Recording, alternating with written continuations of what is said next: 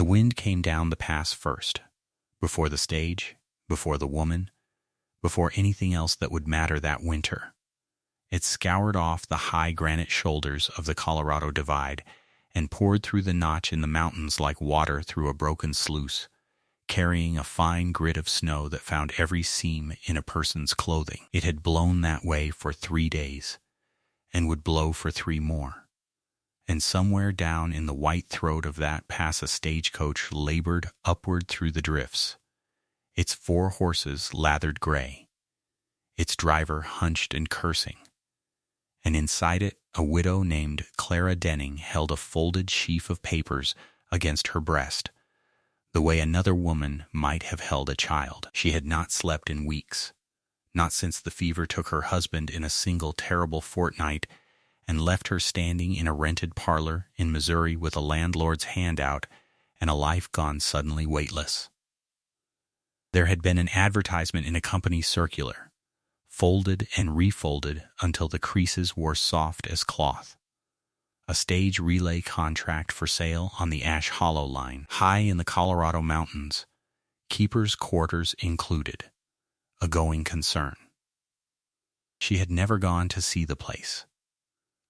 She had sold what little was left, the wedding silver and the good winter coat and the clock her mother had given her, and bought the contract site unseen because there was nothing left to lose in the buying of it, and because a place that needed keeping was a place that would need her, and to be needed was the only thing she could still imagine wanting. Now the stage lurched up the last grade, and through the frosted window she caught her first sight of what she had bought. Ash Hollow sat in a fold of the mountain, where 2 ridges came together and made a pocket out of the wind, though pocket was too generous a word, for the wind found the place well enough.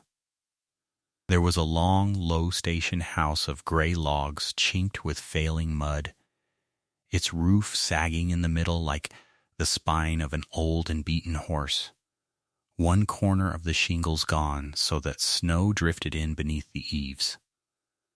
There was a barn beyond it, larger, darker, its door hanging from a single hinge and swinging with each gust. There was a well with a stone curb, ice heaped around its mouth. There was smoke, thin and reluctant, leaking from a chimney of river stone. And nothing else. No fence in good repair, no wood split in a decent stack, no lantern hung to welcome the stage, no sign of any living hand keeping the place against the ruin of the mountain and the year. The coach slewed to a halt, and the driver was down off the box before the wheels had stopped, wrenching the door open and reaching a mittened hand up to her without a word. Clara took the hand and stepped down, and the wind took her breath clean out of her chest so that she stood a moment gasping, one hand pressed to her hat. The cold was not like any she had known in the low country. It was a live thing, malicious, patient. It reached past the wool of her shawl and laid its hand flat against her ribs. And she understood in that first instant that this country would kill a careless person without malice and without pause, the way a river drowns. "This it?" The driver shouted over the wind. "This where you're bound? Ash Hollow?" "This is it," she said, and had to say it twice for the wind. He looked at the sagging house and the swinging barn door and the ice-choked well, and something moved across his weathered face that she would later understand was pity, though at the time she took it for contempt. He hauled her trunk down and set it in the snow. "There's supposed to be a fresh team here," he said. "Supposed to be. I'll water what I've got and see. If there's no team, I go on with these 4, and God help them and me both." He spat into the snow. "You'd best get inside, missus. Weather like this'll have you down before you know you're cold." Then he was gone to see to his horses, and Clara stood alone in the yard of her purchase with her trunk sinking into the drift, and she made herself walk to the door because there was nothing else in the world to do. It was not latched.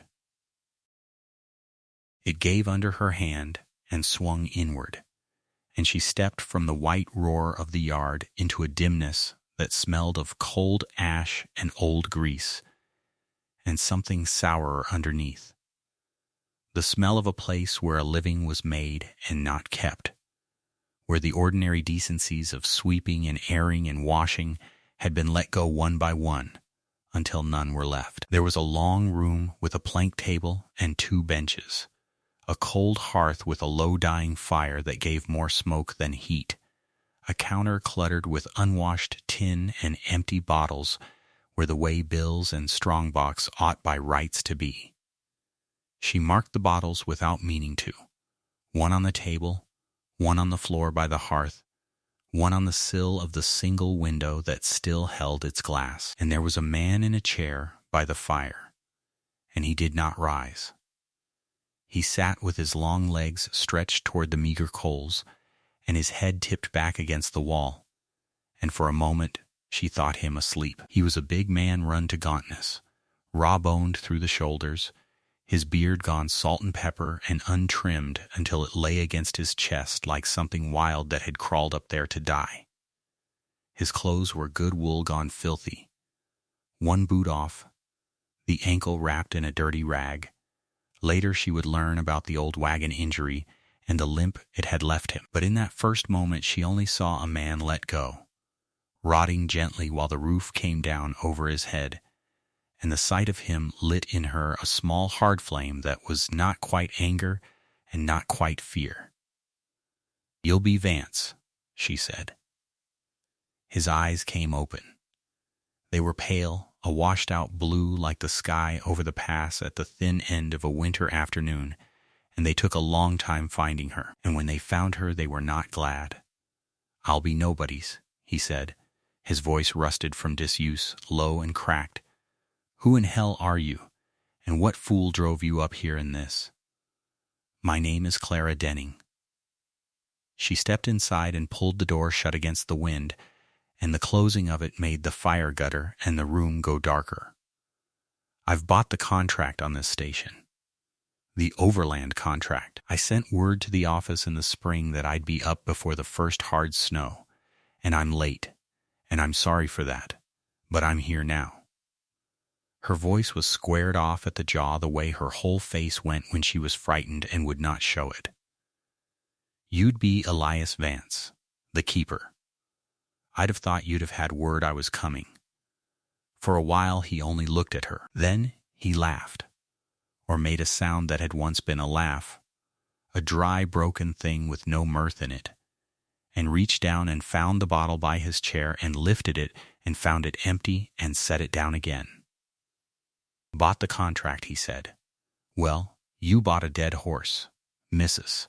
A hole in the mountain that eats men and money and gives back nothing. The line's half a season from being shut for good, and they know it, and I know it, and now you know it too. So you can turn around and get back on that coach and let it carry you down to somewhere a body can live." He tipped his head back and shut his eyes. "I don't want you here. I don't want anybody here. Go on." She did not go on. She stood with the snow melting off her shawl, and she looked at the man, and the bottle on the sill, and the wedge of drifted snow beneath the broken eave, and she felt the thing she had felt in the yard harden and settle in her, that this country killed the careless, and that this man had grown careless of his own life. And under that, quieter, older, was what she had carried up the mountain in those folded papers, that she had nowhere else on the earth to go, and would rather freeze in the keeping of this place than go back down to the flat, weightless nothing she had climbed out of. "I'm not going back down," she said. "I've no place to go back down to. I sold it all to come up here. Mr. Vance, every stick and thread of it. This is where I am now." She set her papers on the corner of the filthy table, laying them flat with a deliberateness that felt like driving in a stake. "And it seems to me a station's got a keeper, and now it's got 2. And if the line's half a season from shutting then, We've got half a season to make the company think otherwise, and I'd sooner spend it working than sitting drunk in a chair waiting for the roof to fall on me." That got his eyes open again. Something crossed his face, quick. That might have been offense, and might have been the ghost of a thing longer dead. But before he could answer, the sound came in from the yard over the wind, a shout and then another, the driver's voice gone high and ragged, and under it the sick, scrabbling clatter of hooves on ice and the long whinny of a horse in distress. Clara was through the door before she had decided to move. The yard had gone blue with the falling dusk, and the stage stood with its 4 horses blowing and shuddering in the traces. The driver was at their heads, hauling on a bridle, and beyond him the barn door swung and banged, and through its dark mouth Clara could see the relay horses that were meant to be the fresh team, and she understood the disaster all at once. There was no fresh team. 3 horses stood in that filthy barn, and not one was fit to run. 2 were hip-shot and dull, ribs standing out under staring coats, and the third, an old bay with a white blaze down his long face, favored one hind leg and would not put it down. Animals that had not been fed right nor doctored for a long and shameful while. "There's no team." The driver shouted. His fear turned furious. "Look at the state of them. I can't leave mine, and I can't take these. They'd not make a mile. What kind of a keeper lets his stock come to this?" And there in the blue and howling dark, with the well iced over and the old blazed bay lifting his lame leg clear of the frozen ground, Clara saw how far the place had fallen and what it would take from her. And she did not flinch. She turned back toward the house, where Elias Vance had risen at last and come to stand swaying in the lit doorway against the failing fire, and she knew she was not going to leave, that whatever this winter meant to do she would meet it, and that the first thing before the light was gone was to get that lame old horse in out of the wind. Silas did not want to stand. That was the first thing Clara learned about the old bay, and the truest, and she learned it before the sun had cleared the ridge behind the station. She had gone down in the blue of early morning with a lantern and a bucket, and found him in the last stall, folded into the soiled straw, with his legs tucked beneath him and his big head hung low. The smell of him and of the whole ruined barn enough to make her eyes water. The horse rolled one dark eye up at her without lifting his head, and something in the patient misery of that look decided her. She started with the water. Ice was skinned over the trough by the door, thick as a window pane, and she broke it with the heel of the bucket and hauled fresh from the spring house until her shoulders burned. The path was steep and rimed with frost, and twice she went down onto one knee and got up and said nothing about it, because there was no one to say it to. By the time the light had gone from blue to thin pewter, she had watered what horses there were, only 3 besides Silas, all gaunt and dull in the coat, and had begun on the barn with a fork she found rusting against the wall. Elias came out to find her at it. She heard the drag and catch of his bad leg on the ice before she saw him. Then he stood in the barn door with the gray light behind him and his face closed like a fist. "Leave it," he said. She did not leave it. She drove the fork under a mat of frozen bedding and levered it up and swung it into the barrel, and only when that forkful was thrown did she straighten and look at him. "It wants doing." "I'd have thought that plain." "It's my barn to let rot. It's the company's barn," she said, "and the paper says a share of it is mine. So it's mine to muck if I please." She bent again to the work. She did not look to see how he took it, but she heard him breathing in the doorway, the long, unsteady draw of a man who had a great many things he might say, and was choosing, with visible effort, to say none of them. After a while the drag of his leg went away, back toward the house, and she let out a breath she had not known she was holding. It took the whole of that day and part of the next to make the barn fit for animals. She burned the worst of the fouled straw in a smoking gray heap, spread what clean bedding she could scavenge from the loft, and scraped the frozen runnels until her palms blistered and broke, and she bound them in a strip torn from her under petticoat and went on. Elias did not help her. But toward the second afternoon a second fork appeared near hers, cleaned of its rust and its tines filed bright, and she said nothing, only used it because it was the better tool. Silas was the harder thing. A barn could be forced into order with a strong back and a foul temper, but a broken-down horse could not be hectored to his feet. She learned that the first morning when she got a shoulder under him and heaved and got nothing but a grunt and a wrench in her own side. So she came to him slow and often, brought him warm mash from the kitchen fire, oats and a little molasses gone half to sugar in the crock, and held the bucket under his nose and let him take it in his own time. His off hind was swollen thick at the hock and hot to the hand, and she made a poultice of bran and hot water and bound it there and changed it twice a day, and talked to him the whole while, low and steady, the way she might have talked to a frightened child if she had ever had one. "Come on now, old man," she told him on the third morning, kneeling in the fresh straw with the cold coming up through her skirts. "You and I are the same sort. Nobody's got a use for us, and we've both of us decided to lie down and be done. But I'm not done, it turns out. And I don't believe you are either. So we'll get up. Not today, maybe, but we'll get up." On the fifth day, he got up. She had him haltered and leaned back against the lead with all her weight, not hauling, just a steady insistence, and kept her voice bright and unbroken.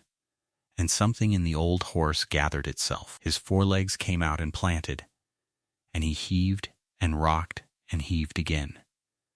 And with a great scrambling lurch that nearly took her off her feet, he came up onto all four legs and stood swaying and blowing, favoring the bad hock, but standing.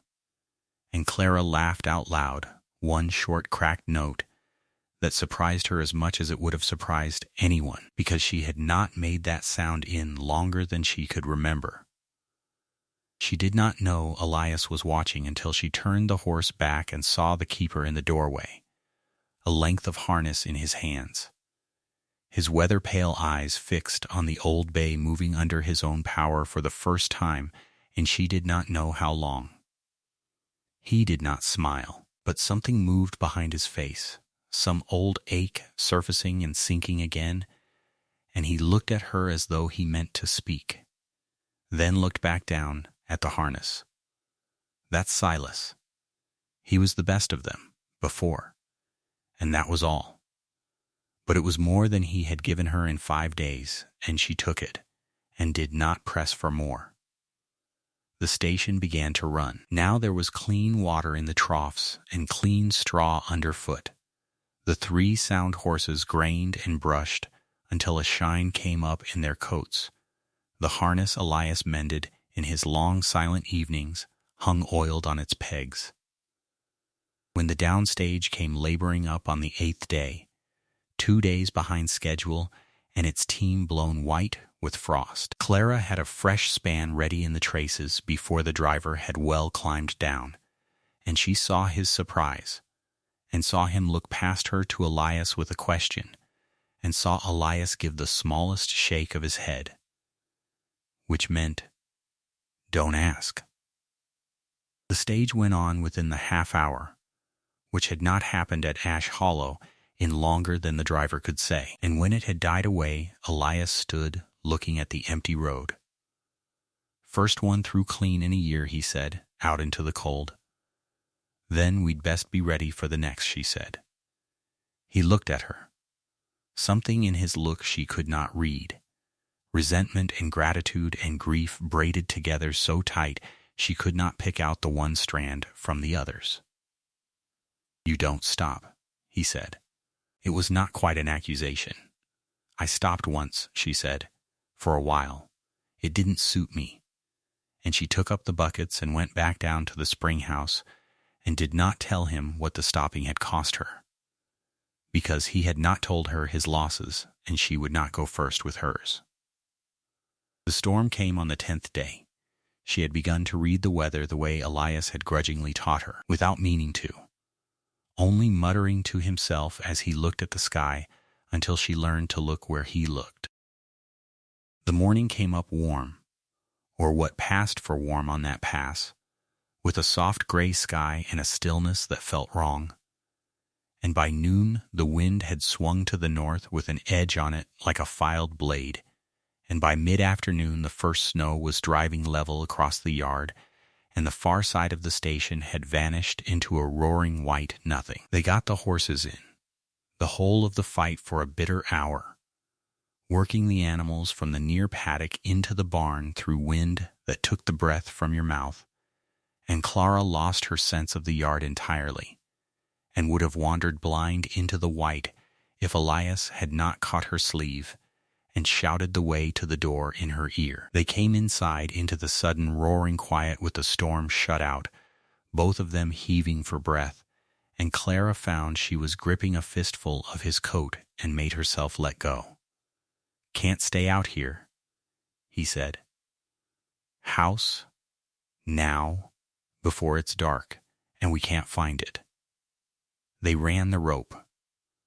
Elias had a line rigged from the barn to the house door for exactly this, a lifeline strung between two rings that Clara had thought a strange, melancholy thing when she first saw it, and now she blessed it and went hand over hand along it through a world gone white and screaming, Elias's dark shape ahead of her the only thing in creation, until the house rose up and they fell in through the door, and he threw his weight against it to shut the wind out. The house held the storm off.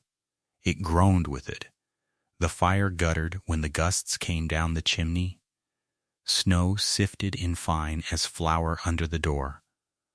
But the walls held, and the two of them sat before the hearth as the light failed. There was nothing to do, and that was the strange mercy of it. For 10 days Clara had filled every hour with labor, because labor was the only thing that stood between her and the shape of what she had lost. And now the storm had taken all the work away and left her nothing but the fire and the man across from it, and the long hours of the night to be got through. Elias built the fire up and sat looking into the flames with his big scarred hands hanging between his knees. The wind screamed.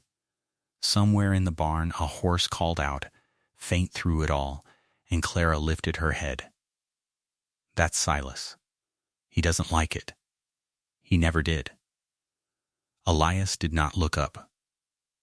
Storms, even before he went lame. Sarah used to go out and stand with him. He said the name and then went still. As though it had come out of him without his leave, a stone dropped into a well, and they both listened to it fall. Clara did not move. She had learned, in a marriage that had had its own silences, that a thing like that must be let alone or it would shy away like a wild creature and not come back. "My wife," he said at last, into the fire. "Sarah, she had a way with the horses I never did. With most things." He turned the poker in his fingers without using it. 2 winters back. A sickness came up the line with the mail, fever, they said, though nobody knew rightly. Took 4 at the next station down. Took her in 6 days. His voice had gone flat, the flatness of a thing worn smooth by being handled too much in the dark. I put her up on the ridge where she could see the road. She always did like to watch the stage come in. Then I stopped. Just stopped. Let it all go to hell, because it seemed to me hell was where it ought to go. The fire popped. Clara sat with her chapped hands folded and looked at them and not at him, because she thought that was easier for him, to say it to someone not watching his face. "Charles," she said, when the quiet had gone on long enough that she knew it was her turn. My husband. Charles Denning. It wasn't a fever with us. A horse went bad under him, and a bad place to come off, and he was 3 days dying, and there was nothing any of us could do but watch it happen. She drew a breath. We had no children. His people never thought much of me, and when he was gone, the farm went to his brother, whose wife had never wanted me under her roof, and I found I would rather go to the ends of the earth than eat one more meal at that table, being reminded what a burden I'd become. She turned her hands over, looked at the broken blisters. So I saw a notice, a relay station on a mountain, for sale cheap, sight unseen. And it seemed to me a place that far gone might not mind taking in somebody else that far gone. She almost smiled. I didn't know how right I had it. Elias made a sound that might, in a warmer man, have been the beginning of a laugh. It's a poor bargain you made. I've made worse, she said. I'll tell you about those some other winter. He looked at her then, full on, across the firelight moving on his raw-boned face and catching in the pale of his eyes, and for the first time since she had come up that road, he looked at her not as an intruder in his ruin, not as a reproach, but as another human soul stranded on the same terrible mountain, keeping the same small fire. It did not last. He looked away, back into the flames, and gave the log a shove it did not need. But it had happened, and she had seen it happen. They did not speak much more that night. Both were bone-weary, and the warmth was making them heavy. Clara took the settle and Elias the chair, and outside the storm went on flinging itself against the house as though it meant to have them. But the fire held, and sometime in the deep of the night Clara woke to find that Elias had risen without waking her, and draped his own coat over her against the cold, and had gone back to his chair and fallen asleep, sitting up. She lay still under the weight of the coat, which smelled of horse and wood smoke and the man himself, and listened to the storm and his slow breathing, and thought that she had not, in a very long time, felt so little alone. The cold had a way of getting into everything now. It worked its way into the tempers of the two who kept the station until even silence between them had an edge to it. The mail line was 3 days late, and no word, no rider, no distant bell of harness coming up the grade. Clara stood in the doorway each afternoon with the shawl pulled tight, staring down the white throat of the pass as if she could summon the coach up out of the drifts by sheer wanting. Nothing came. The snow came, filling the ruts they had shoveled, burying the woodpile a little deeper by the hour. Inside, the feed was going. She had counted it that morning, on her knees in the cold dark of the lean-to, running her chapped hands down the last of the oats in the crib and finding the bottom come up too soon. There was hay enough, poor gray hay. But the grain was nearly done, and grain was what kept an animal warm from the inside when the wind stood at 30 below. She had counted it twice, hoping the second count would lie to her. It did not. Elias knew it too. He had said nothing, which was its own kind of saying. He came in from the barn with ice in his beard and his limp gone deep and grinding, and stood by the stove working the stiffness out of his hands, and did not tell her what she already knew, that Silas was off his feed again, that the cold was pulling the flesh off the horses faster than the poor hay could put it back. It was the harness that broke them. The trace strap parted with a dry crack when Elias was hauling a sledge of split wood up from the timber, and the load slewed sideways and pinned his bad leg against the runner and dumped him swearing into the snow. He came in with his knee bleeding and his face gray and threw the broken strap on the table in front of her as if it were her doing. "Rotted through," he said. "Every strap in that barn is rotted through. I told you this place wanted more than a woman's notions and a scrub brush." She looked at the strap. She looked at him. Something that had been holding a long time inside her chest let go with a quiet, terrible ease. "You told me," she said. "You've told me a great many things, Mr. Vance, that the mail won't run, and the horses won't last, and the winter will bury us, and the company will shut the route. You've had a great deal to say about how everything ends. I've noticed you've had almost nothing to say about how anything might be mended. There's no mending some things." No, her voice had gone very flat and very steady, the way water goes still just before it freezes. "There isn't.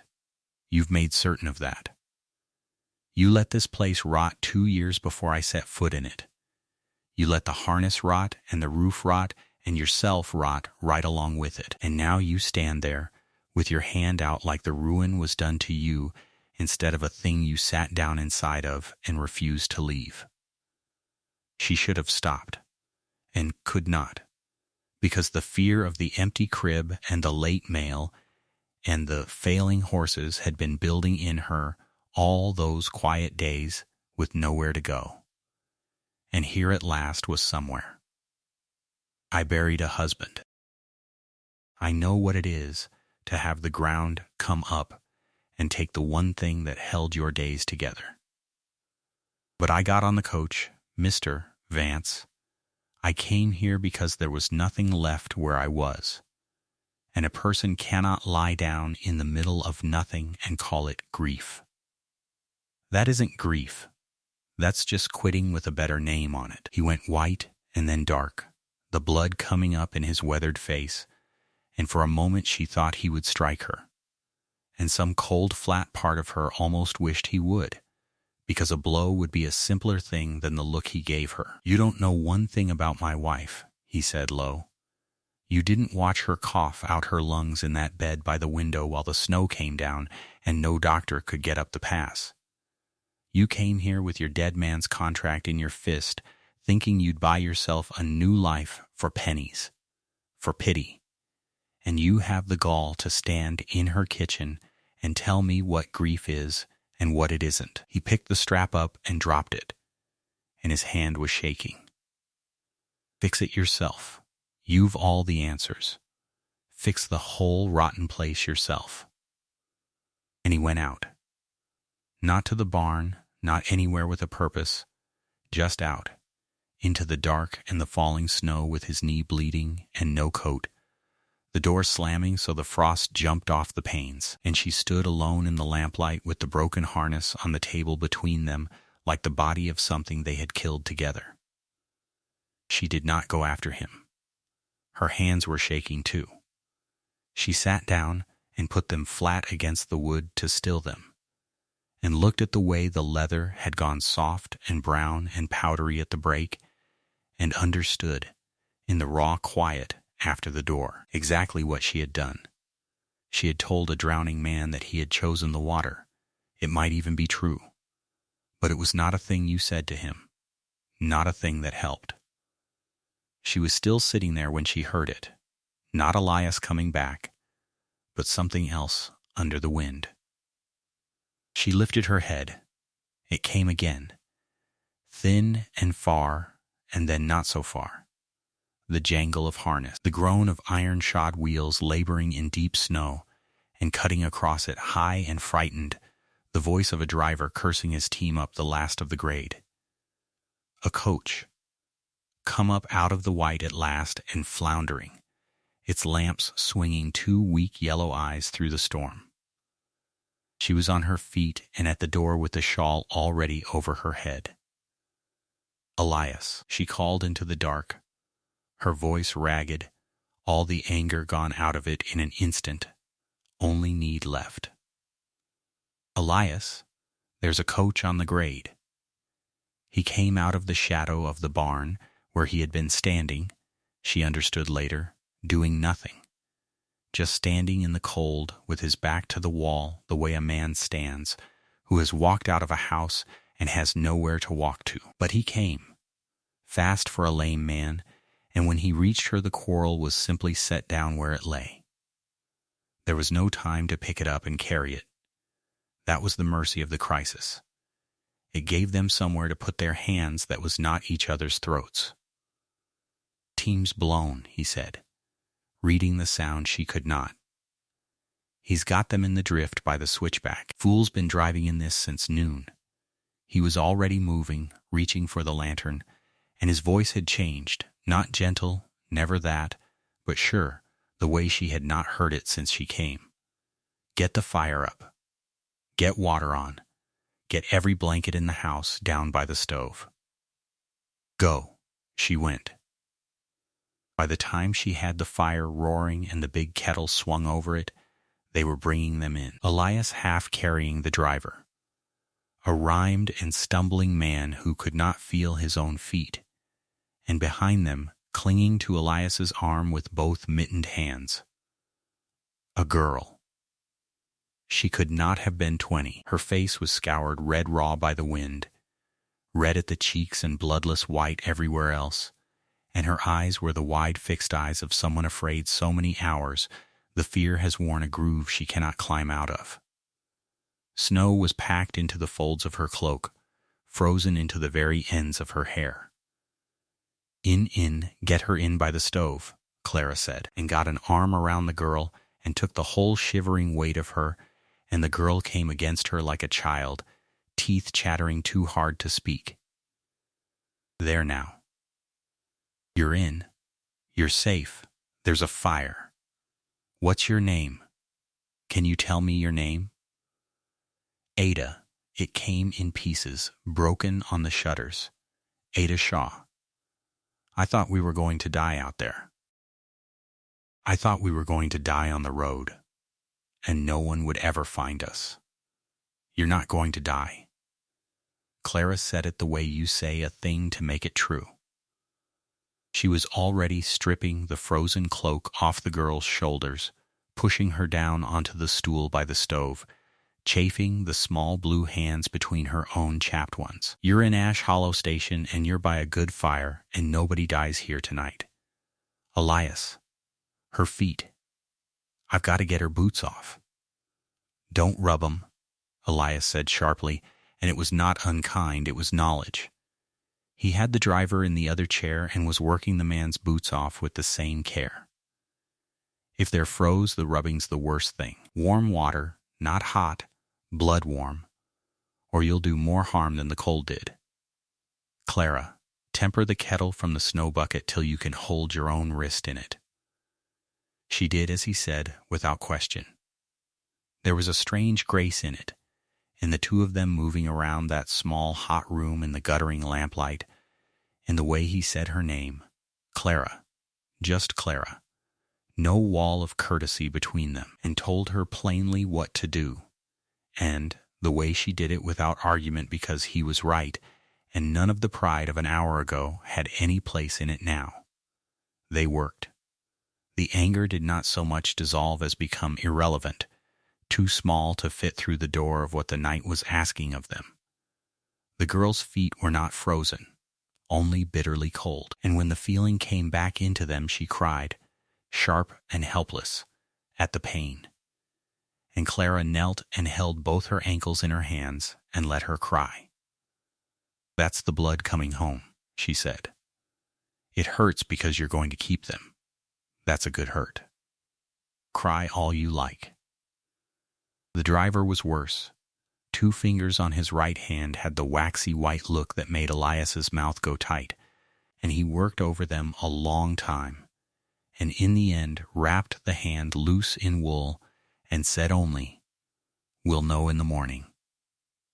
He caught Clara's eye over the man's bowed head, and there was a whole sentence in the look, grim and shared, and she gave him back a small nod, and neither said the word in front of the man. There was broth by then, thin but hot, and Clara fed it to Ada a spoon at a time, because the girl's hand still shook too badly to hold the cup. Between spoonfuls the story came out in pieces, that she had been traveling to meet a brother in the mining camps beyond the pass, that the driver had pushed on against his own judgment, because the passengers had connections to make, and how the snow had come down like a curtain dropped and they had lost the road, and how for 2 hours the coach had sat in the drift with the horses trembling and the driver gone silent, and how she had been certain, in the dark and the killing cold, that this was the place where her life stopped. And then there was a light, she said. She had stopped shaking so hard, the color coming back into her lips, looking at the fire and past it, way up the grade, one little light in all that white.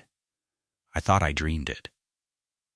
But it stayed, and it got bigger, and I heard him, she meant Elias, hollering down at us to hold on, that he was coming, and I have never in my life, her voice broke, and she pressed the back of her hand to her mouth, and Clara reached out and smoothed the frozen ends of her hair without thinking about it, the way she might have smoothed a daughter's hair, if she had ever had a daughter.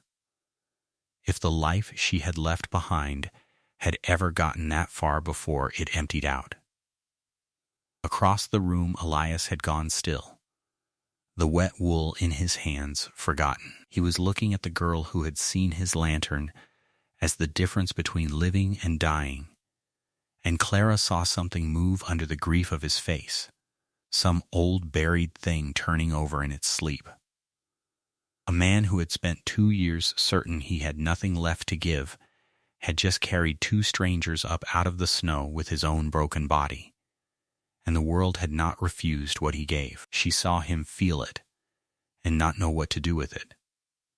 He got up, awkward on the bad knee, and turned away and busied himself feeding the fire it did not need. She knew that turning away.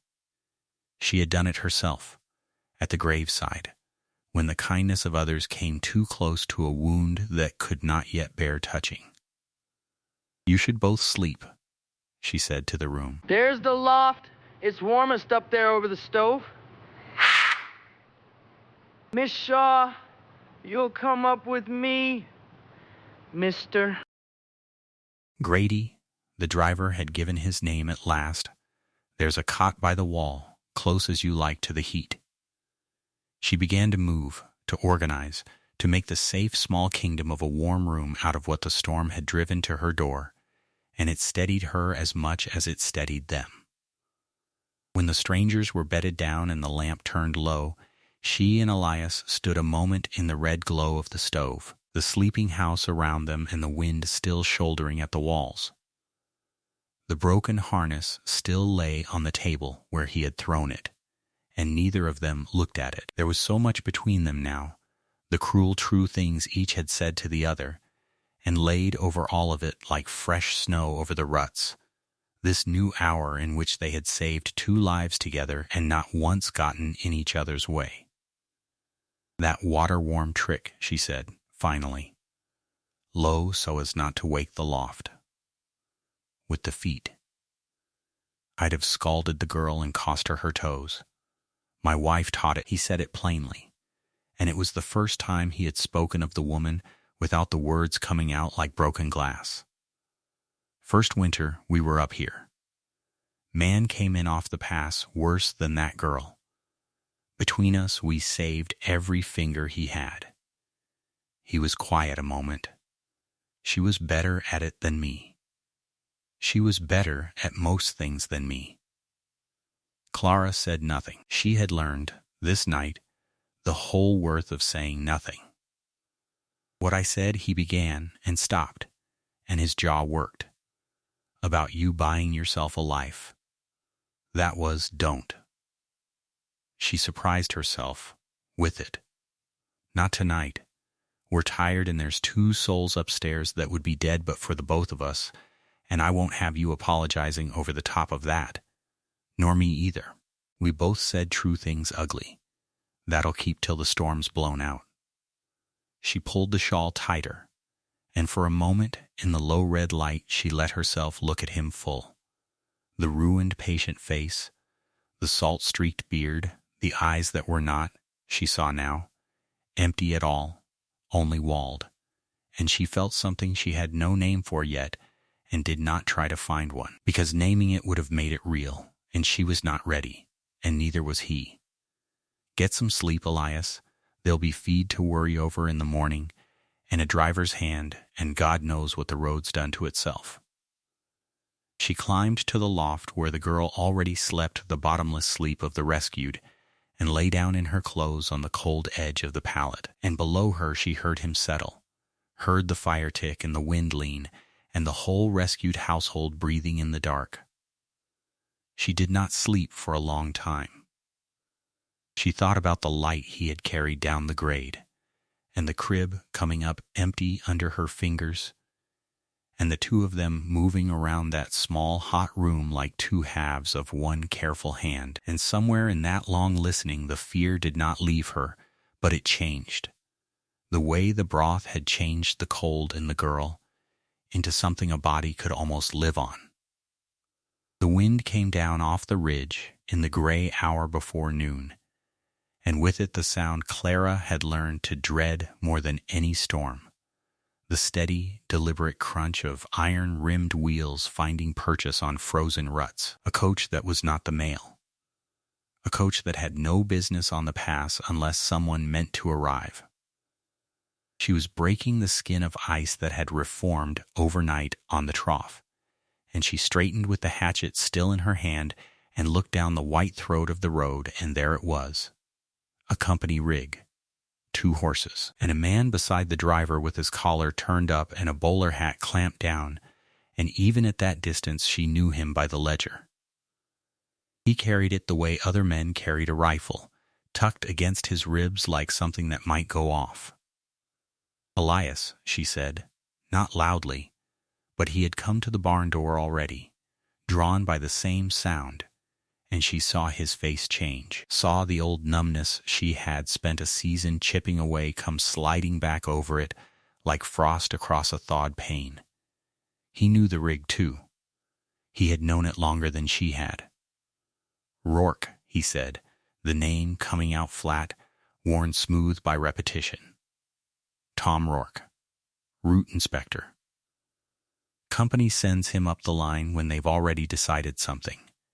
He doesn't come to ask questions. He comes to write down the answers they gave him in Denver. Then we'll give him different answers, Clara said, and set the hatchet against the trough and did not let her voice shake, though her heart had begun a hard, uneven knocking. She had bought this place with the last of everything she had. She had not crossed a country and a winter to watch a man with a ledger take it away over records written before she ever set her boot on the pass. The coach swung into the yard and stopped, and the driver, a lean, cold-eyed boy she didn't know, held the team while the stout man climbed down and beat the snow from his sleeves. Tom Rourke was clean-shaven and round through the middle, with a face that might have been jovial in a warm office and had gone pinched and sour in the cold, and his eyes went at once, not to Clara, not to Elias, but to the station itself, the way an appraiser looks at a horse he has already been told is lame. She watched him take in the raw pale wood of the mended barn wall, the swept yard, the smoke standing straight from the chimney, the trough with its ice broke fresh, and something flickered behind his eyes that she chose to read as surprise. Ash Hollow, he said, as though confirming an unpleasant fact. You'd be the widow, then, Denning. He did not offer his hand. He drew a folded paper from inside his coat and consulted it against the reality in front of him, and his mouth turned down. Bought the contract in November. Sight unseen. A short breath through the nose that was almost a laugh. I'll be plain with you, missus, since plain saves us both the cold.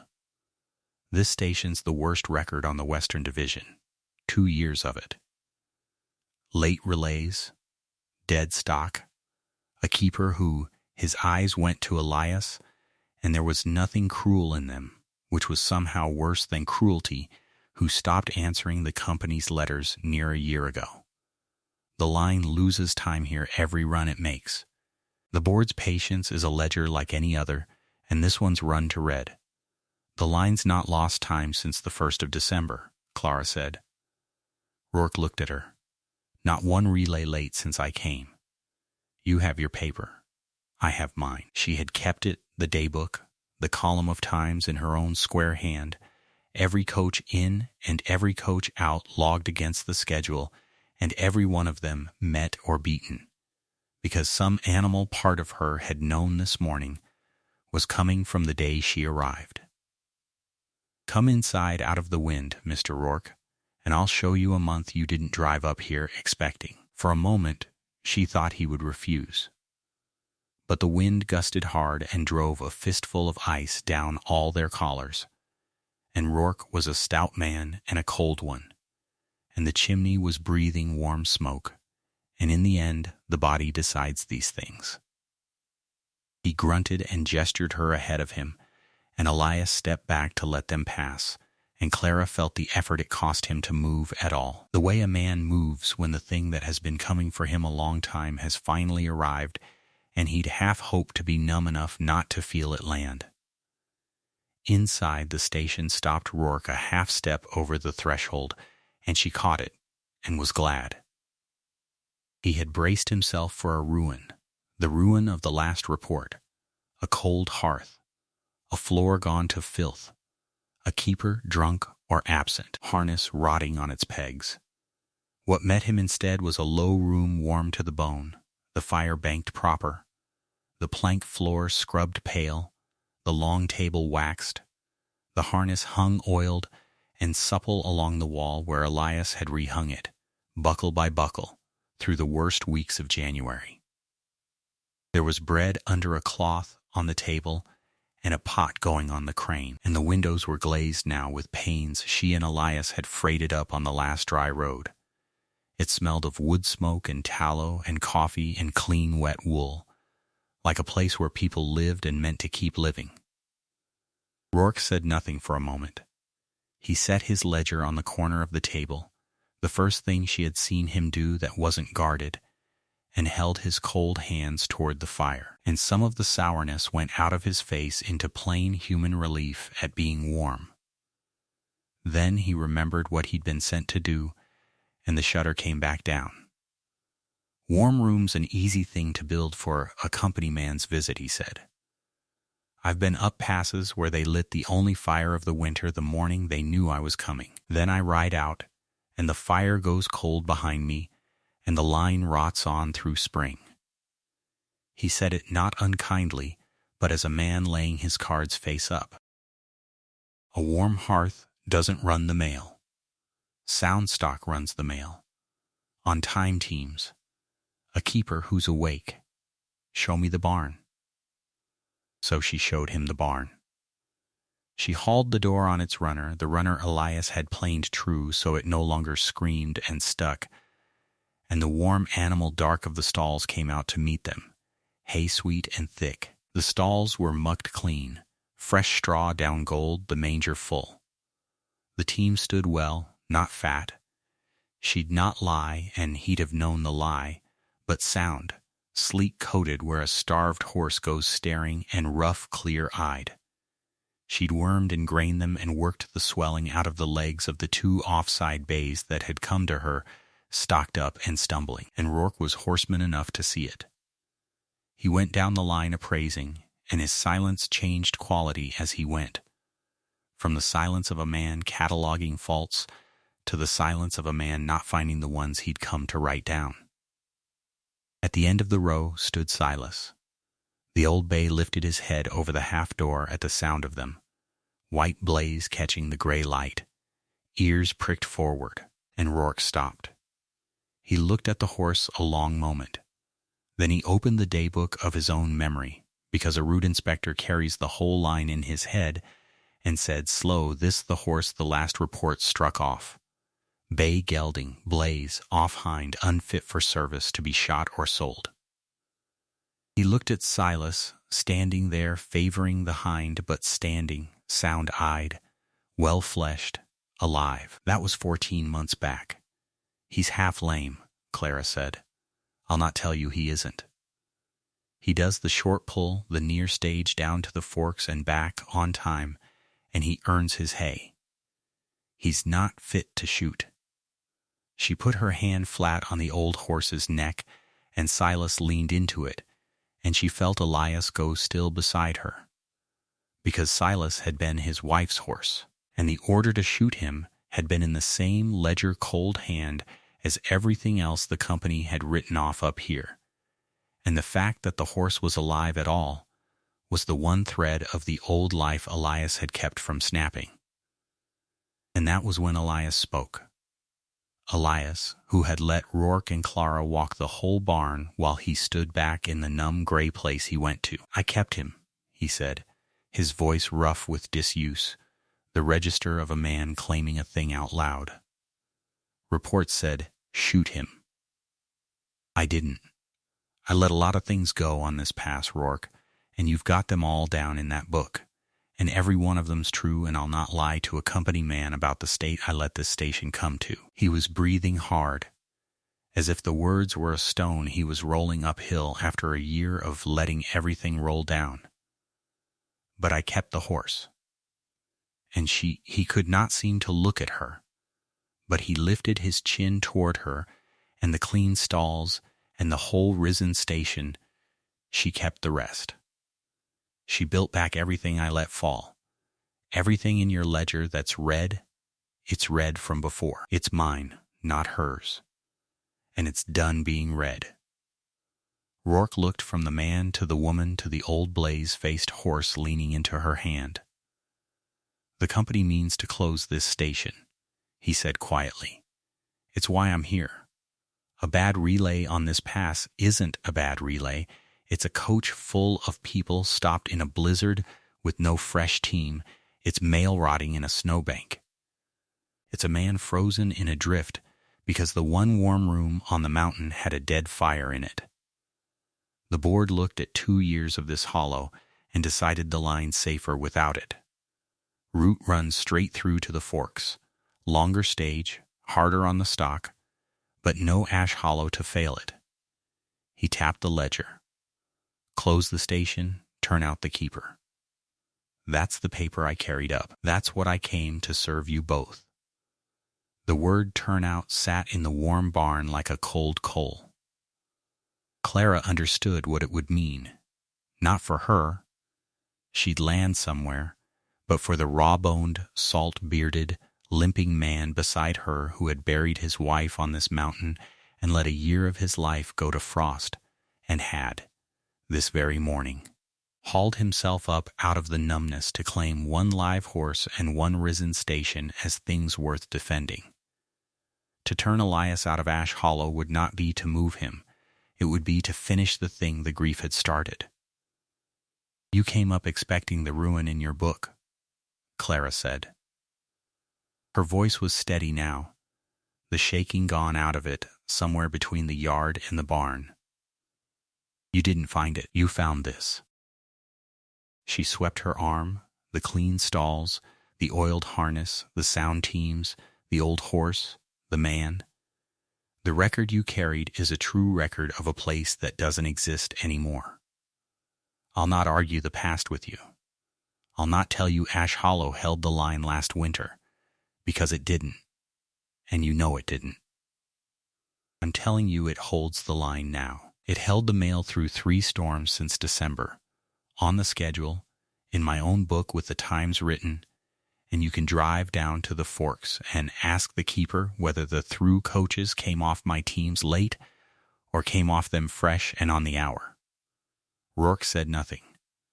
"You want proof a warm room's not a trick for the inspector's visit," she went on, pressing into his own words, because she'd heard the crack in them.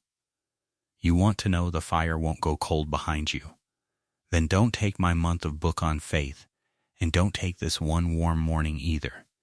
Give me the winter. Give me the hard part of it, February and March on this pass, the worst of it, the part that broke this station before. Let me run the line through the teeth of it while you watch. If Ash Hollow drops one relay, if one coach comes off my teams late, if one traveler's left cold in my yard, then you close it and you turn him out, and I'll not say a word against the paper. But you don't close a station that's holding. Not on a record that's already a season dead. The wind worked at the barn's high window. One of the teams shifted and blew. Rourke stood with his cold hands in his coat and his ledger under his arm and looked at the two of them a long time. And Clara made herself hold his eyes and not fill the silence, because she had learned somewhere in this bitter winter that the one who speaks first into a silence like that is the one who loses it. At last the inspector let out a long breath that smoked in the cold barn air, and pulled the ledger from under his arm and opened it and licked the end of a pencil stub, and for one lurching instant Clara thought he was writing the closure then and there. But he wasn't. He was writing a date. 1 month, Rourke said, not looking up. I'll hold the closure order that long and no longer. The board won't like it. I'll have to answer for a warm room and a swept floor and a day book, and those aren't reasons a board respects. What a board respects is a clean run.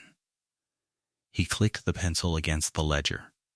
So here's the shape of it, and you'll hold to it to the letter or the paper serves itself.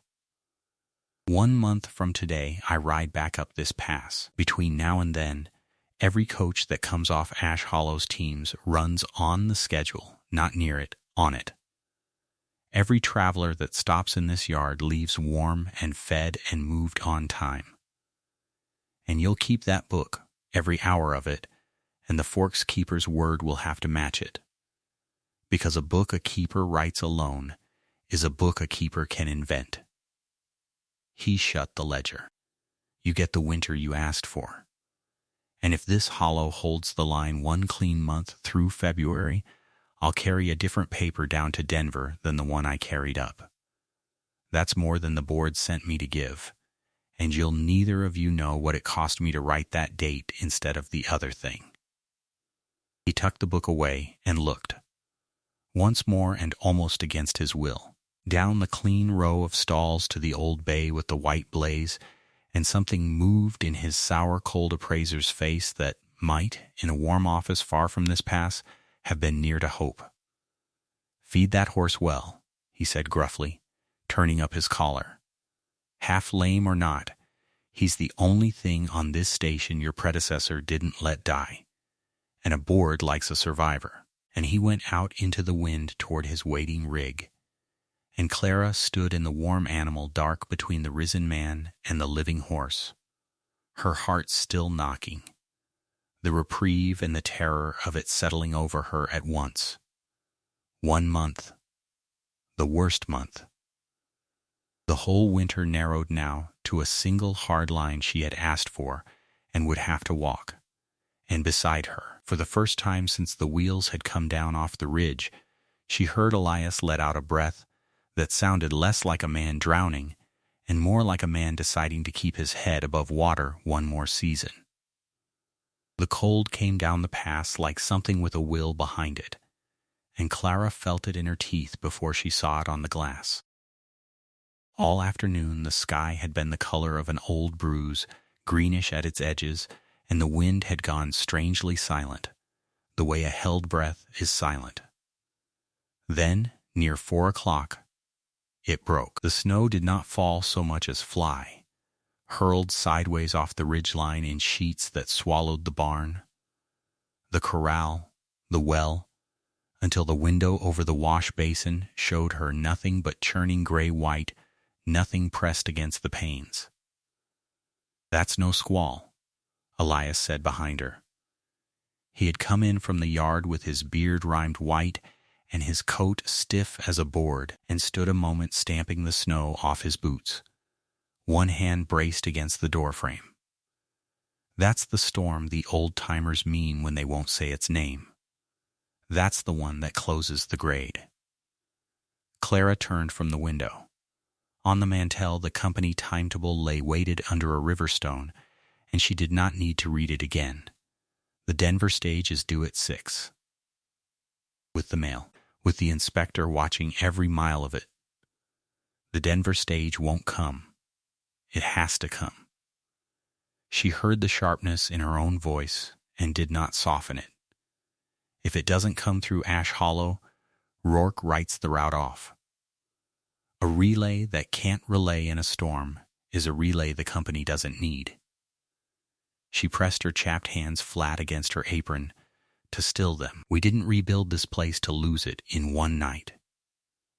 Elias looked at her a long moment, and something moved behind those pale, weather-worn eyes, not argument, but a kind of weary recognition, as if he had known since morning it would come to this and had hoped it wouldn't.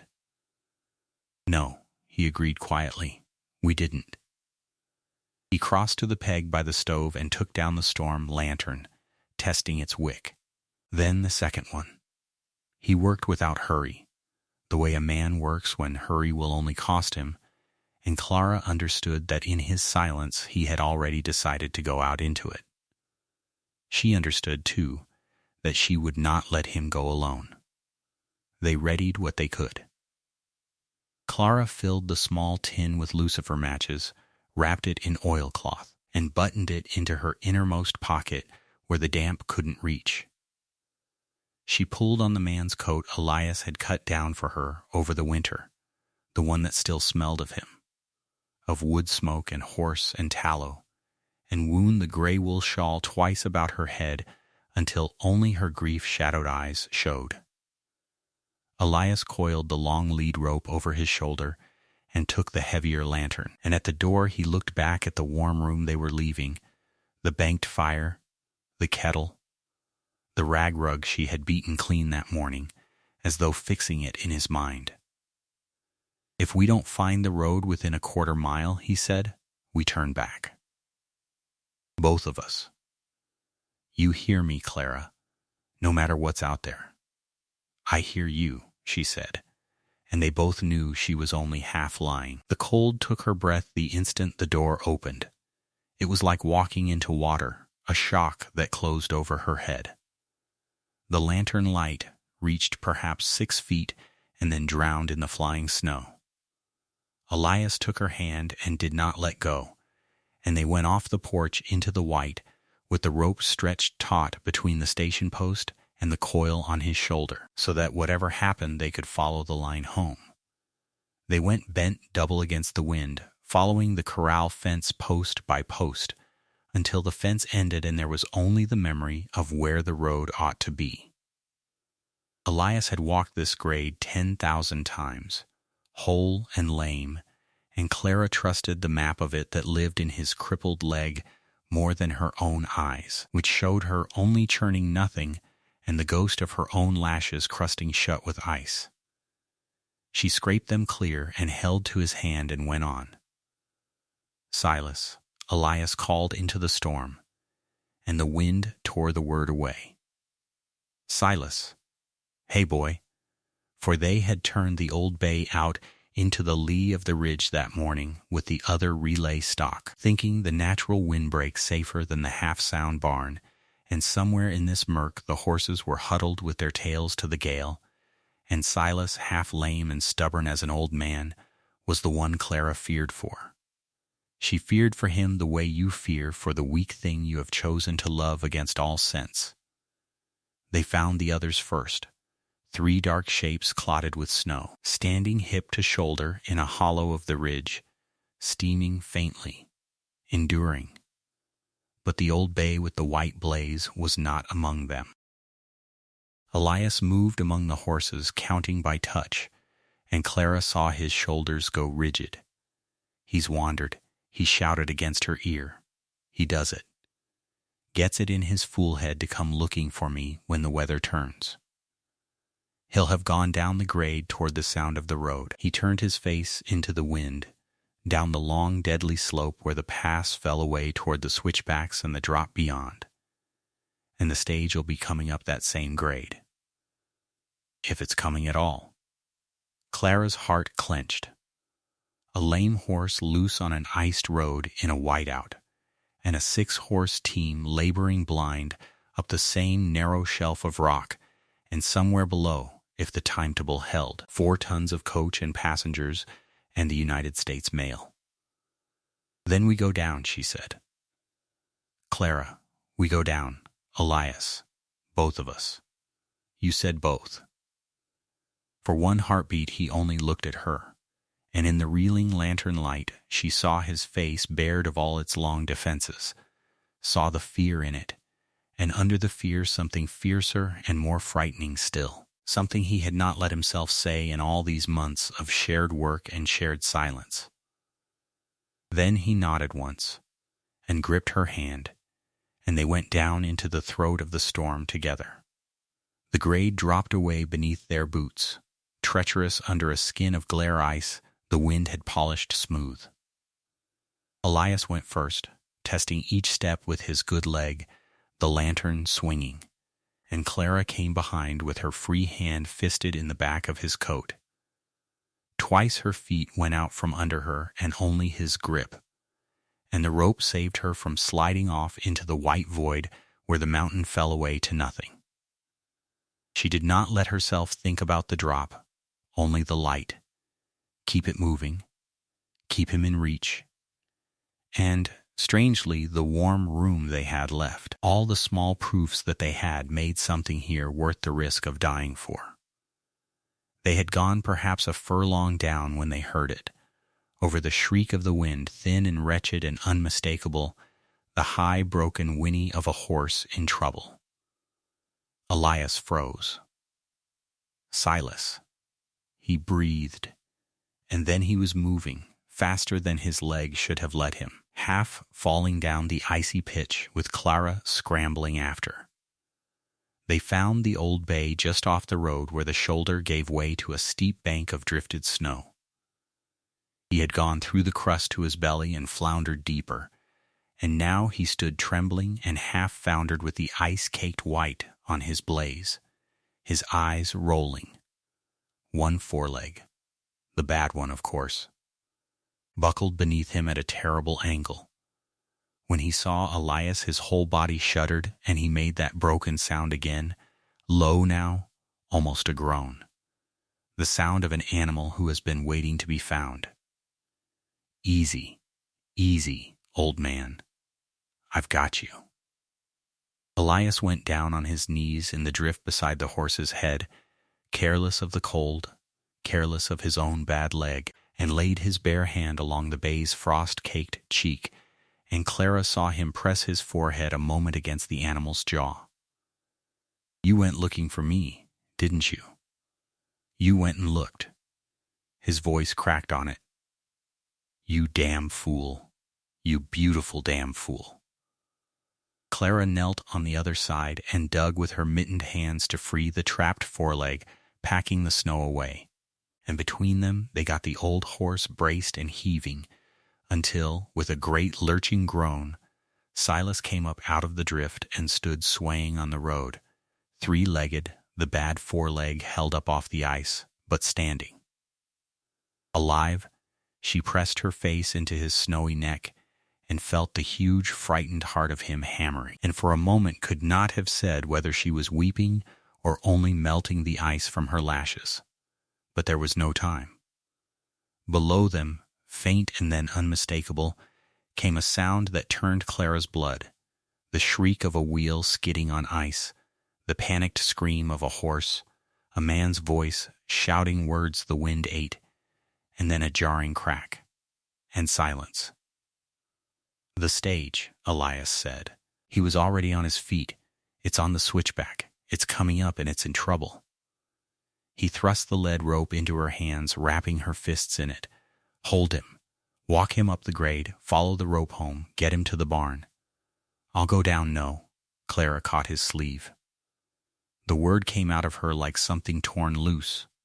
No, Elias, not alone. Never again alone. I won't stand up there in the warm and wait to find out if you came back. I did that once. I stood in a warm house and waited for a man to come home, and he didn't. And it near killed me, and I swore. Her voice broke and she let it break, there in the screaming dark with the ice on her face. I swore I'd never again love someone I only waited for. So I'm not waiting. Do you hear me? Wherever that light goes, I go.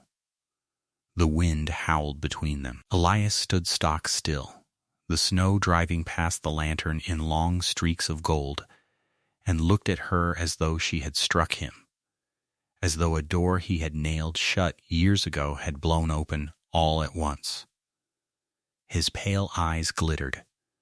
When he spoke, his voice was rough as gravel and low enough that she felt it more than heard it. I stopped living the day I buried her. I let this place rot because I couldn't see the sense in keeping anything warm. And then you came up that road with your jaw set like you meant to fight the whole mountain, and you wouldn't leave. And God help me, Clara. Somewhere in all this cold, I started wanting to be alive again. For you. Because of you. He reached out and, with a hand that shook, pushed a frozen strand of dark hair back from her brow, the way a man touches something he has finally let himself believe is his to touch. I love you. I've been half dead of not saying it. There, now the storm knows it too. Something in Clara's chest that had been frozen since the day they lowered her husband into the ground cracked clean through and let the warmth flood into it, painful as thawing blood in a numbed hand. She had no words that would hold it, so instead she gripped his coat in both fists and pulled him down and kissed him once, hard, their frozen mouths clumsy and desperate and alive, the two of them and one lame horse an island of heat in all that murdering white. Then she stepped back, and her jaw squared, and she said the only thing left to say. Then we go down together, and we bring them home. They looped the lead rope through Silas's halter and tied him fast to a stunted pine at the roadside, out of the wind. With a promise, Elias murmured against his ear, and they went on down the grade toward the sound, Clara with the lighter lantern now. Elias braced ahead of her, both of them roped together at the waist so the mountain could not take one without the other. The switchback fell away below in a series of black and white terraces, and there, canted hard against the inner wall of the cut where the driver had wrenched the team off the drop at the last instant, was the Denver stage, one wheel shattered, the coach tilted at a sick angle, the 6 horses tangled and screaming in their traces, and the driver slumped over the box with blood black on his temple where the box rail had caught him. There's a rider missing, Elias shouted, counting. Company said a scout rode ahead of the mail. Rourke's man, he'd have been on the grade below. He's down there somewhere. He wiped the ice from his eyes. But first the coach. First the living ones we can reach. Clara was already climbing toward the tilted door, her boots slipping on the ice spokes, the lantern held high.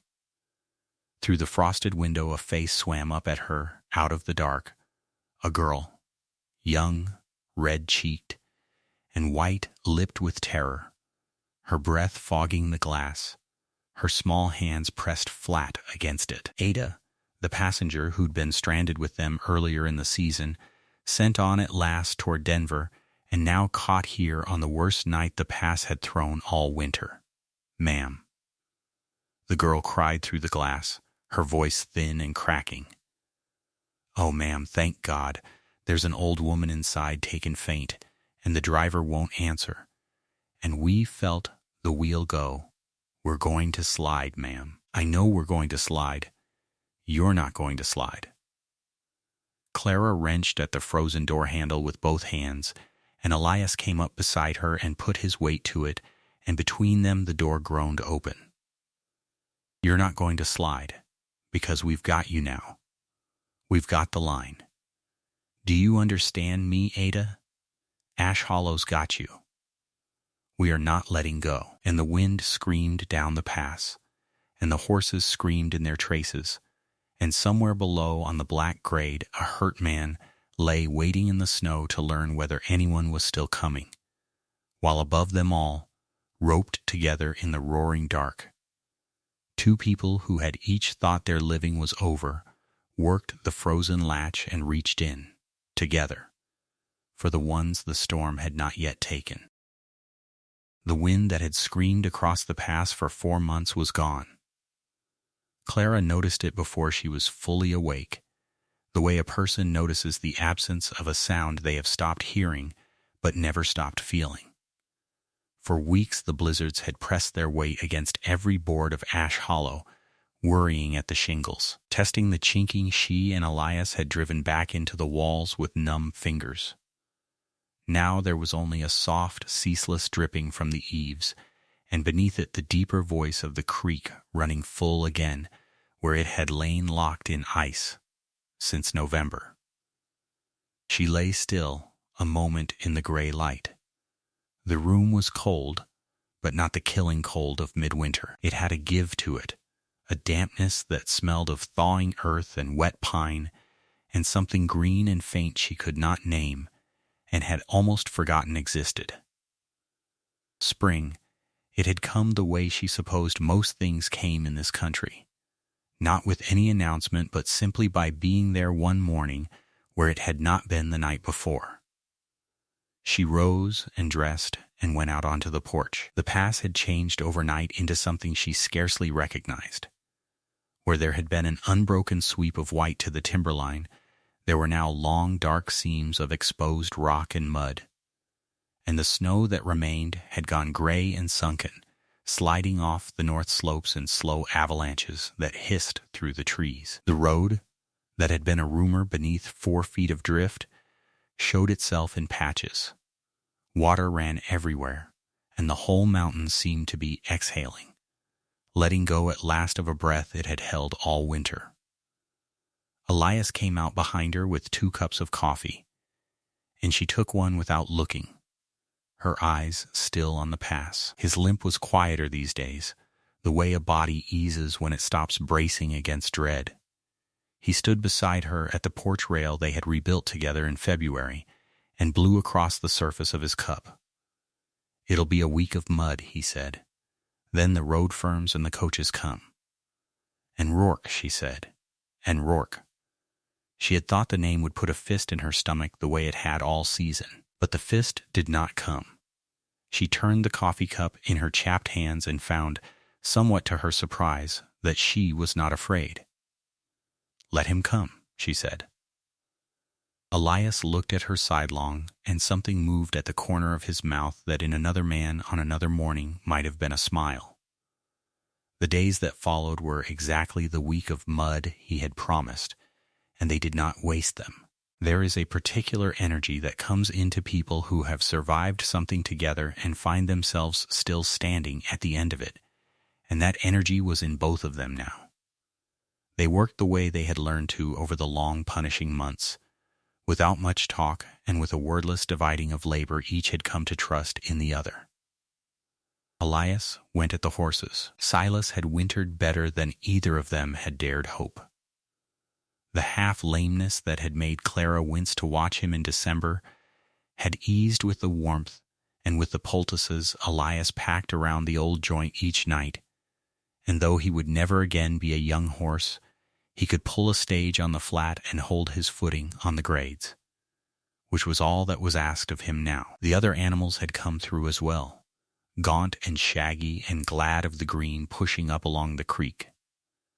Elias led them out one at a time into the sun and ran his hands down their legs and spoke to them low, and Clara, watching from the well, thought that a man who had let a place rot around his own grief did not gentle an old horse's fetlock with that much care. Whatever had been dead in him when she arrived was not dead now. She herself went at the station. She swept out the cold ash and laid new fires only where they were needed, sparing the wood now that the killing weather had broken. She scrubbed the long table and counted the stores in the larder against the ledger she kept in her own careful hand, a ledger she was not ashamed for any inspector to read. She had learned the business the hard way, by nearly losing it. The mail sacks that had piled up during the worst of the delay stood ready and sorted by the door. The relay was clean. The relay was on time. The relay was, for the first time since long before she had ever set eyes on it, a going concern.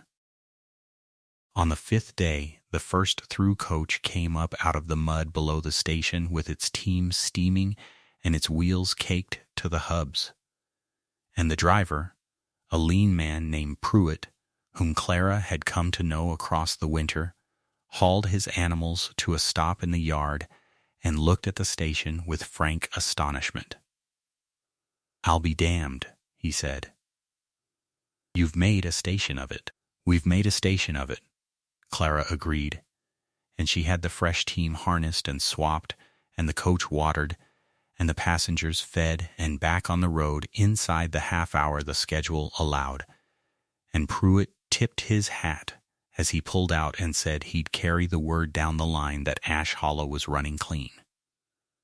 Rourke came 2 days after that. She was at the well when she saw him, a stout figure on a hired horse picking his way up the last grade with the ledger clamped under one arm. She dried her hands on her apron and did not go to meet him, and did not hide, only watched him come, and when he drew rein and looked around him, she saw the thing she had waited all winter to see cross his clean-shaven face, and it was worth every frozen hour that had bought it. He was surprised, and, being a company man cautious of showing his hand, tried not to be, and could not help it. His eyes went from the mended roof to the swept yard to the fresh team stamping in the paddock, sleek where they had been skeletal, to the mail sacks stacked by the door, to the smoke rising thin and orderly, and then to Clara herself, straight-backed in the spring sun, and she watched the ledger under his arm become, all at once, an object he did not quite know what to do with. "Mrs. Denning," he said. "Mr. Rourke, you've picked a fair day for the climb. There's coffee on." He climbed down stiffly, and Elias came around the corner of the barn leading Silas, and stopped, and the two men looked at one another. There was no love between them, and never had been. But Rourke was not a stupid man, and Clara saw him take in the horse, the white blaze, the old animal moving sound and easy at the end of the lead, and saw him remember, as she remembered, the December afternoon he had stood in this same yard and pointed at that same horse gone lame, and used it as the first item in his case for shutting the station down. "That the bay?" Rourke asked. "That's the bay," said Elias. Rourke said nothing to that. He walked the station instead, all of it, and Clara went with him, and answered every question plainly, and opened the larder, and laid the ledger before him on the scrub table, and let the columns speak. She showed him the schedule board with the winter's runs chalked up, the ones they had made, and the two, only two, they had lost to weather that no station on the pass could have made. She showed him the repaired tack and the wood laid by and the water and the feed. She did not plead. She had learned in the long cold that pleading was for people who were not sure of their case, and she was sure of hers. Rourke closed the ledger at last and sat back on the bench, and through the window the light lay gold across the thawing yard. "I'll be honest with you," he said finally. "I came up here to close it. I had the papers half drawn in my own mind on the ride up. A relay this high, this hard to keep, the company would as soon route around it. And when I was here in the winter it was a shambles, and I told you as much." He looked at her. "It is not a shambles now. I have inspected 40 stations on this division, Mrs. Denning, and I could name you 6 kept by men with 20 years in the business that I would not swap for what you've done here in one." "Then the contract holds," Clara said. "The contract holds." He drew a breath. "It holds, and I will say in my report that it ought to, and that the division would be the poorer for losing it. You've saved the route. I don't mind telling you I did not think you could." Clara did not let her face show what moved through her at that, because there was too much of it and it had been too long coming, and some of it belonged to no one but herself. She only inclined her head and said, "Thank you, Mr. Rourke. You'll stay to supper." The road down's no good to travel after dark, thawed as it is.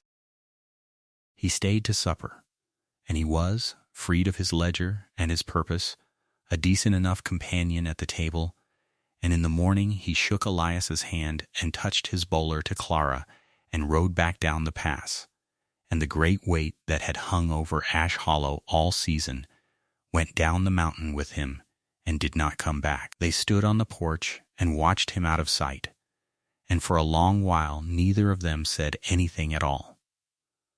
There did not seem to be a need. The yard steamed in the early sun, and somewhere down along the creek a bird was singing, the first Clara had heard since autumn, a bright falling run of notes repeated over and over, as if the creature could not get over its own good fortune at being alive in such a morning. "Well?" Elias said at last. "Well," said Clara. And then, because it had to be said, and because she had never been one to leave a true thing unsaid once she had seen it plainly, she turned to him. "I bought this place to have somewhere to go. When my husband died, there was nothing left where I was. I don't think I cared much whether I lived through the winter or not, if I'm honest, which I mean to be. I bought a contract site unseen on a pass I'd never heard of, because it was the farthest thing from that empty house I could find, and I thought I'd come here and work myself into the ground, and that would be an end of it, one way or the other." Elias was very still, listening, the blue eyes in his weather-worn face fixed on her. "I didn't expect to find anybody here," she went on. "I certainly didn't expect to find you. And when I first saw the state you'd let this place come to, I thought I'd made the worst mistake of a life that already had a few in it." She stopped, and her steady jaw was not quite so steady now. "But we mended it, Elias, board by board, and horse by horse, and week by week, we mended the whole of it. And somewhere in the middle of mending it, I stopped grieving. I didn't decide to. It just came, the same as the thaw came. One morning it was there where it hadn't been. And I looked around one day at the fires laid, and the stock sound, and you across the yard with your hands on that old horse, and I understood that there wasn't anywhere farther I wanted to go. This is the far edge of the world, and I want to stay on it. With you." For a long moment Elias said nothing, and Clara held his gaze and waited. When he spoke his voice was rough, rustier than the winter had left it, the voice of a man reaching for words he had put away so long ago he had half forgotten where. "When Sarah died," he said, "I stopped keeping the place because I couldn't see the point of keeping anything. I let the roof go because a roof keeps the weather off things you mean to use, and I didn't mean to use anything anymore, myself included. I'd made up my mind to just wear out here. Slow. And then in the dead of the worst winter I've known, a woman I'd never met comes up the pass with a contract in her bag and a look on her face like she'd give the mountain a fight if it wanted one, and she starts hammering my station back together, board by board, and won't hear that it can't be done." He turned back to her, and there was something in his face that had not been there the day she arrived. Something come back slowly across the season the way color comes back into a frozen hand held near the fire. "You mended more than the station, Clara. I don't have the words the way you do. I never had many. But I know I was dead when you came, and I'm not dead now, and I know whose doing that is.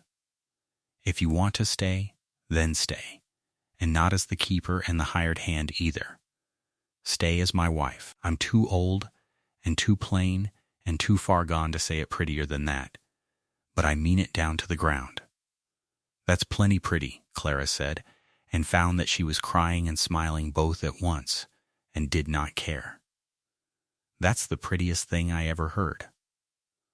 They were married 3 weeks later, on a bright cold morning at the little church in the valley town where the stage line kept its office, with Pruitt standing up as witness, and Rourke, of all people, sending up a note of congratulation and a case of good coffee by way of a wedding gift, which Clara thought was the closest that careful company man could come to admitting he had grown fond of them. There was no fuss to it, and neither of them wanted any. They said the plain words and signed the plain register and rode back up the pass in the wagon together as the sun went down, man and wife, to the station that was their whole world and was at last entirely whole. And so the mornings came, one after another, the ordinary mornings that are the real reward of any hard thing survived. On a dawn in late spring, Clara stood again on the mended porch with a cup of coffee cooling in her chapped hands, and Elias stood beside her, and neither of them said much, because they had long since passed the need for it. The sun was laying its first long light down the length of the road, and the whole valley below them was green now, green and gold and threaded with the silver of the running creek, so changed from the white killing waste of December that it might have been another country. In the yard, a fresh team, stamped and blue, harnessed and ready, their coats sleek and their eyes bright, and old Silas leaned his blazed head over the paddock rail to watch them with the tolerant interest of an animal who has done his share and knows it. The station stood sound behind them, the roof tight, the walls chinked, smoke rising thin and straight into the windless morning. The mail was sorted and waiting by the door. Everything was in its place. Everything was ready. And far down the pass, where the road came climbing up out of the valley through the wet spring trees, Clara saw the small dark shape of the morning stage, right on its time, its lamps still lit against the last of the dawn, its team leaning into the grade, coming steady on toward a station that would be lit and warm and running when it arrived, toward hot coffee and a fresh team and 2 people who would have it turned around and back on the road inside the half hour the schedule allowed. She leaned into Elias's side, and he put his arm around her, and they stood together and watched the stage climb toward them through the new green morning, toward the hearth they had built out of the ruin of 2 lives, toward a life that was, against everything the winter had promised, whole again.